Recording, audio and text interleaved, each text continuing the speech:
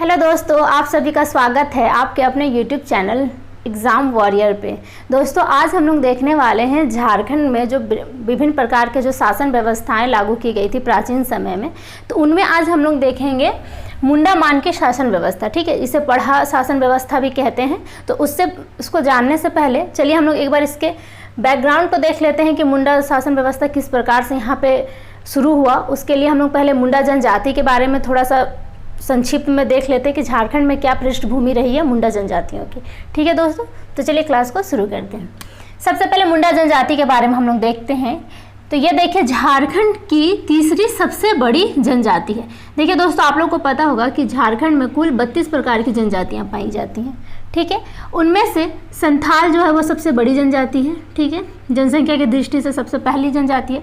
उसके बाद है दोस्तों उरांव, उसके बाद है तीसरी सबसे बड़ी जनजाति मुंडा, और चौथी भी कभी कभी पूछ ली जाती है, तो इसे भी आप लोग याद रख लेंगे। हो जनजाति जो है वो चौथी सबसे बड़ी जनजाति है। तो आज हम लोग स्पेशली पढ़ेंगे मुंडा के बारे में। ठीक है दोस्तों, चलिए। और देखिए मुंडा जनजाति तीसरी सबसे बड़ी जनजाति, ये तो आप लोगों ने देख लिया।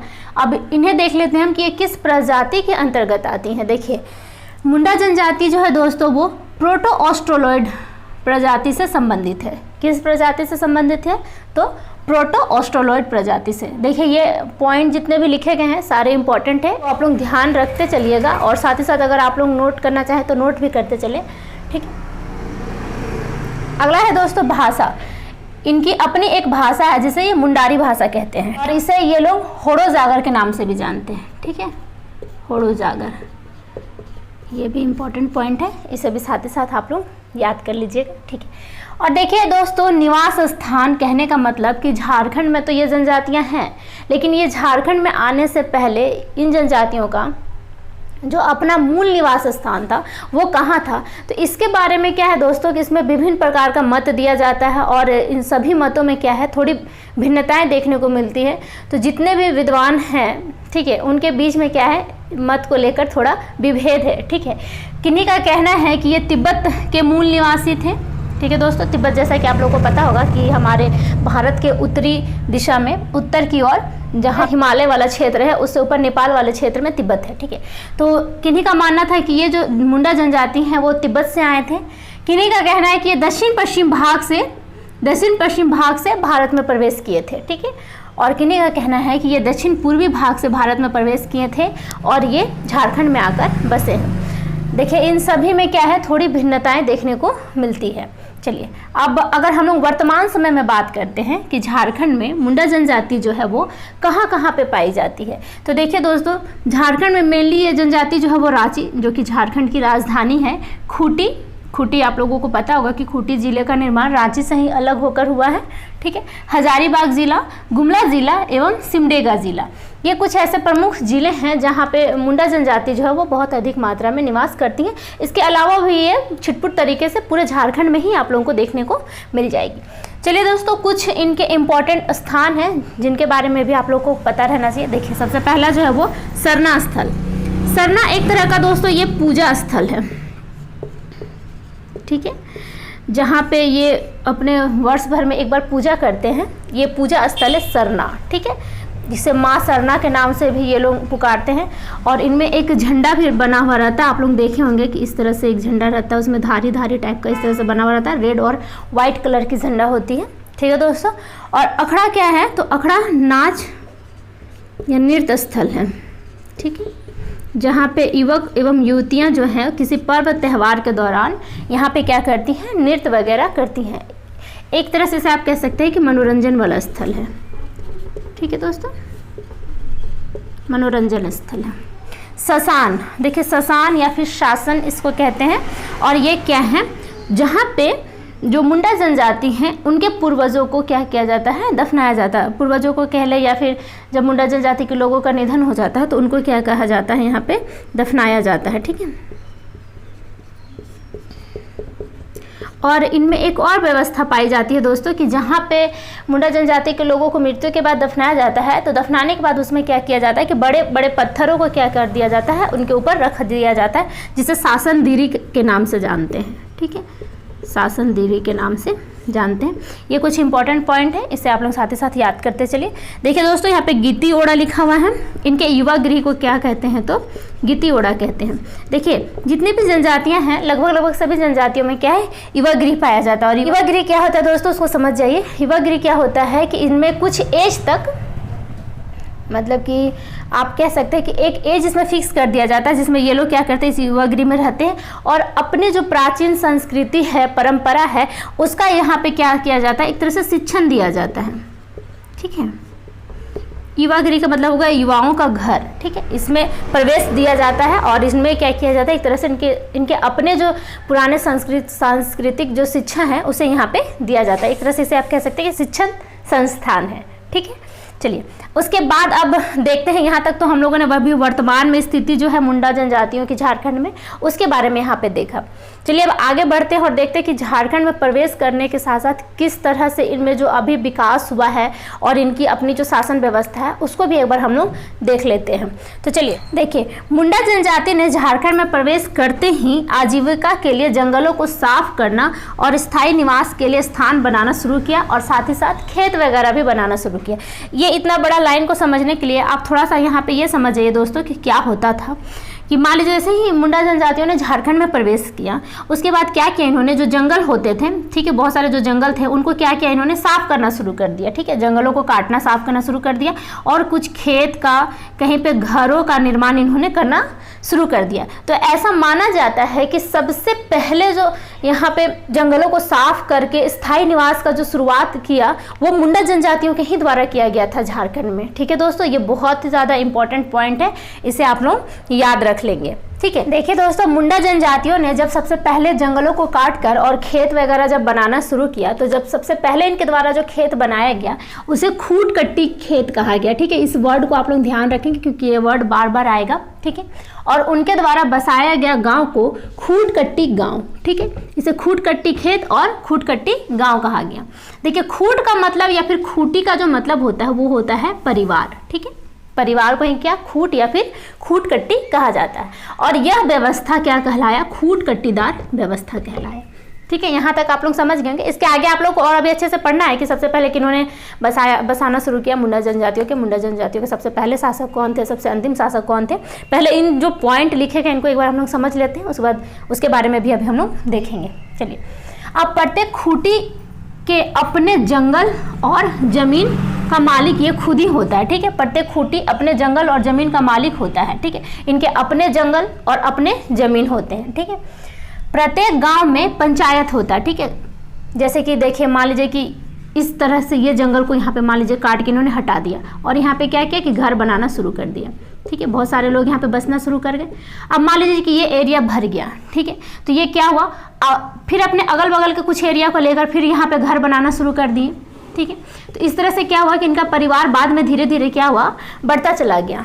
ठीक है दोस्तों, समझ रहे होंगे आप लोग कि परिवार इनका बढ़ता चला गया। प्रत्येक गांव में पंचायत होता था जिसका प्रमुख कौन कहलाता है? मुंडा। देखिए, ये जितने वर्ड लिखे गए से आप लोग याद रखेंगे, मुंडा, फिर आपको और मानकी, इस तरह से बहुत सारे वर्ड आपको मिलते चलेंगे, तो इसको याद रख लीजिएगा कि प्रत्येक गांव में जो पंचायत होता है उसका जो प्रमुख होता था उसे क्या कहा जाता था? तो मुंडा कहा जाता था। ईजी है, मुंडा शासन व्यवस्था पढ़ रहे तो मुंडा ही कहा जाता है। कई गांव या फिर ग्राम पंचायतों को मिलाकर पट्टी का निर्माण किया जाता था। जैसे मान लीजिए ये वाला गांव है, ये गांव है, इसी तरह से और मान लीजिए 2-3 गांव हैं, इन सभी गांवों को मिलाकर किस चीज़ का निर्माण होता था? तो पट्टी का निर्माण होता था। और इस पट्टी के जो प्रमुख होते थे वो कौन होते थे? मानकी। ठीक है, तो मुंडा से ऊपर कौन हो गए? मानकी। जो मुंडा है वो अपने गांव का ही प्रमुख है, लेकिन मानकी जो है वो कई गांवों को मिलाकर जो पट्टी बनाया गया उस पट्टी का हेड है। ठीक है, और कई पट्टियों को मिलाकर पढ़ा का बनाया जाता था। ठीक है दोस्तों, कई पट्टियों को मिलाकर क्या बनाया जाता था? तो पढ़ा बनाया जाता था। मान लीजिए कि ये बहुत सारे पट्टी यहाँ पे हैं, फिर कहीं और पे कुछ पट्टी हैं, उन पट्टियों को मिलाकर क्या कर दिया जाता था? तो पढ़ा का निर्माण किया जाता था। और इस पढ़ा का प्रमुख कौन होता था? पढ़ा राजा होता था। ठीक है, यहाँ तक आप लोग समझ गए होंगे, तो इसे आप लोग क्रम से याद रख लीजिएगा। जैसे कि मुंडा हो गया सबसे पहले, मुंडा से ऊपर हो गए मानकी, और मानकी से भी ऊपर कौन हो गए? तो पढ़ा। अब आगे एक और आप लोगों को मिलेगा, पढ़ा की अपनी पंचायत होती थी। ठीक है दोस्तों, देखिए गांव स्तर पे तो पंचायत है ही, लेकिन जो कई पट्टियों को मिलाकर जो पढ़ा बनाया गया है, उस पढ़ा में भी क्या होता था, पंचायत होता था, जिसे पढ़ा पंचायत कहते थे। और पढ़ा पंचायत का संबंध एक कुल के सदस्यों से होता था। ठीक है, जैसे कि मान लीजिए कि पढ़ा पंचायत के अंतर्गत जितने भी सदस्य रहेंगे वो सभी के सभी क्या होना चाहिए, एक कुल के। देखिए दोस्तों, मुंडा जनजातियों में कुल या फिर गोत्र पाया जाता है। ठीक है, आप लोगों को पता होगा कि जितनी भी जनजाति हैं सभी में गोत्र वगैरह जो है वो पाए जाते हैं। ठीक है, और देखिए पढ़ा का जो हेड होता था उसे क्या कहा जाता था, पढ़ा राजा कहा जाता था। ठीक है, जो यहाँ पे मैंने आप लोगों को बताया कि पढ़ा का जो हेड होता था वो क्या कहलाता था, पढ़ा राजा कहलाता था। ठीक है, पढ़ा राजा के अधीन 5 कार्यपालक अधिकारी होते थे। ठीक है, अब ये जो 5 कार्यपालक अधिकारी जो होते थे वो कौन कौन थे उसे एक बार हम लोग देख लेते हैं। वो थे दीवान, ठाकुर, पांडे, कर्ता और लाल। अभी हम लोग डिटेल्स इसके बारे में पढ़ेंगे कि इनका क्या क्या काम होता था। ठीक है, अगर इनको अधिकारी के तौर पर रखा गया है तो इनका कुछ ना कुछ तो कार्य होगा, लेकिन उससे पहले एक पॉइंट याद रख लीजिएगा कि ये जितने भी लोग होते हैं, जितने भी ये जो पद दिए गए हैं अधिकारियों के, ये पद जो थे दोस्तों ये क्या थे, वंशानुगत। ठीक है, ये सबसे भी पॉइंट है कि जितने भी पद दिए जाते थे वो सभी पद क्या होते थे, वंशानुगत होते थे। चलिए, उम्मीद करते हैं कि यहाँ तक समझ गए होंगे। चलिए आगे अब हम लोग एक बार और दूसरे पॉइंट जो बच गए हैं उनको देख लेते हैं। तो देखिए दोस्तों, यहाँ पे हम लोगों ने देख लिया था कि पढ़ा राजा के अंतर्गत जो होते हैं 5 अधिकारी होते हैं, दीवान, ठाकुर, कर्ता, लाल और पांडे। इनके क्या क्या कार्य होते हैं उनको देख लेते हैं। देखिए, दीवान जो होते हैं ये राजा का मंत्री होते हैं। ठीक है, ये राजा के मंत्री के समान होते हैं। ठीक है दोस्तों, और ठाकुर जो होते हैं ये पढ़ा राजा का सहयोगी होते हैं। ठीक है, जो पढ़ा राजा हैं उनके ये क्या होते हैं, सहयोगी होते हैं। अगले हैं दोस्तों कर्ता। कर्ता क्या होते हैं, तो इनके कार्य भी क्या होते हैं, राजा के लिए ही होते हैं। लाल, ये एक प्रकार के वकील के तरह कार्य करते हैं। ठीक है, इसे आप लोग याद रख लेंगे। वैसे एग्जाम में ये सभी तो नहीं पूछे जाएंगे कि कौन किनका कार्य क्या है, लेकिन ये मेंस में अगर आप लिखते हैं तो वहाँ पे लिखने में ये आसानी होगा आपके लिए। पीटी में तो बस ये पूछा जा सकता है कि पढ़ा राजा के अंतर्गत कितने अधिकारी होते हैं।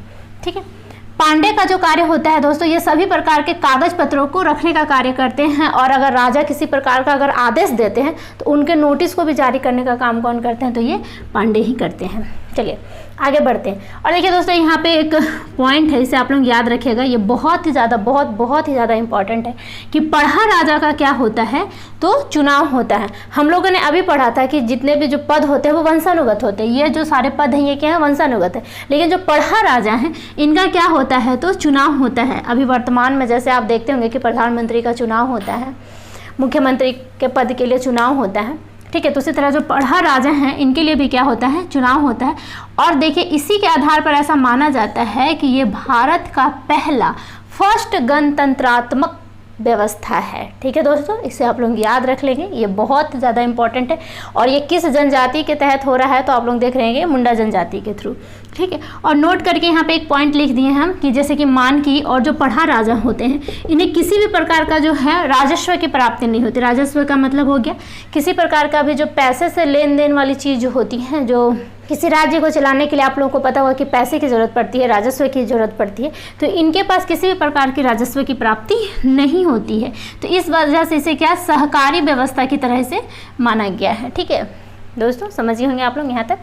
और देखिए कुछ इंपॉर्टेंट पॉइंट है आगे, उसको भी यहाँ पे बता दिया गया है, जैसे कि सीमा विवाद, आपसी झगड़े तथा अन्य विवाद को कौन सुलझाते हैं, तो पढ़ा पंचायत के द्वारा ही सुलझाया जाता है। ठीक है, और पढ़ा पंचायत के हेड कौन थे, पढ़ा राजा, अभी आप लोगों ने पढ़ लिया है।